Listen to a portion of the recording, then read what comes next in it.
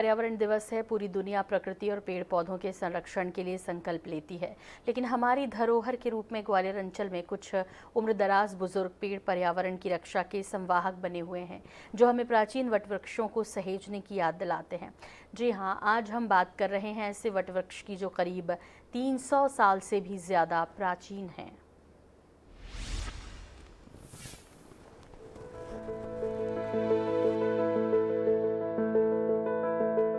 ग्वालियर के जय विलास पैलेस और रानी महल परिसर के बीचों बीच ये विशालकाय वटवृक्ष हमारी पीढ़ी के लिए धरोहर है।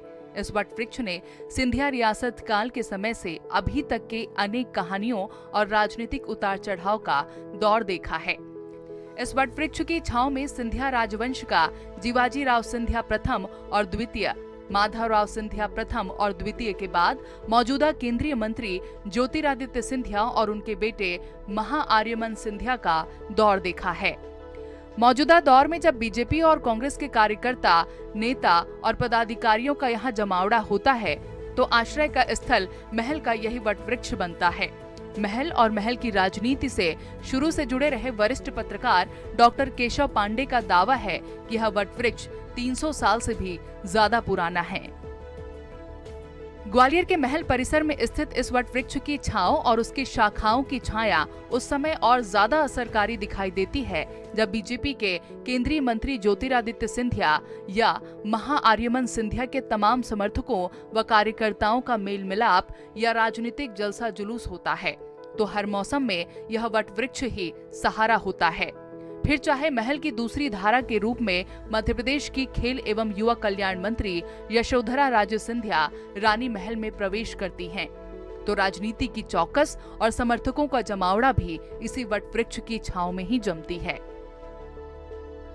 विश्व पर्यावरण दिवस के अवसर पर आज हम आपको एक ऐसे पेड़ से मिलवा रहे हैं जो कि करीब 150 साल से ज़्यादा प्राचीन माना जाता है। और यह वट वृक्ष आप जो देख रहे हैं वो ग्वालियर के जयविलास पैलेस में है।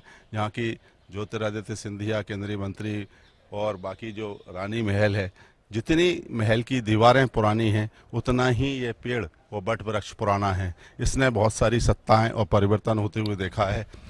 राजमाता विजय राजे सिंधिया भी उस समय रही होंगी, तब से ये पेड़ यहाँ पर इस महल परिसर में लगा है। और महल की दीवारों के साथ साथ इस पेड़ की जो छांव है वो महल के जो यहाँ आने वाले लोग हैं, आगंतुक हैं, उन सबको मिलती है।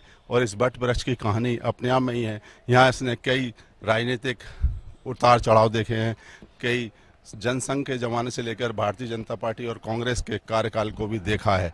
इस पेड़ की हकीकत यह है कि एक अपने आप में संरक्षित पेड़ है और महल परिसर में लगाए तो इसकी सुरक्षा और ज़्यादा बढ़ी हुई होती है। और इसका पल्लवित और पुष्पित होना भी अपने आप में एक अजूबा है कि जो अगर संरक्षण करना है तो इस तरह के जो बुजुर्ग या वटवृक्ष जैसे पेड़ हैं उनका संरक्षण आज किए जाने की ज़रूरत है। और इस महल परिसर के इस पेड़ की कहानी अपने आप में एक अजूबी है, जिसको इतिहासकार से लेके और यहाँ से महल से जुड़े हुए लोग हैं वो बताते हैं कि आखिर इस पेड़ को संरक्षित करने के साथ साथ यहाँ पर कई राजनीतिक विचारधाराएं बदली, लेकिन पेड़ अपनी जगह बदस्तूर खड़ा हुआ है। कैमरामैन अजय उपाध्याय के साथ जावेद खान, INS न्यूज़ ग्वालियर।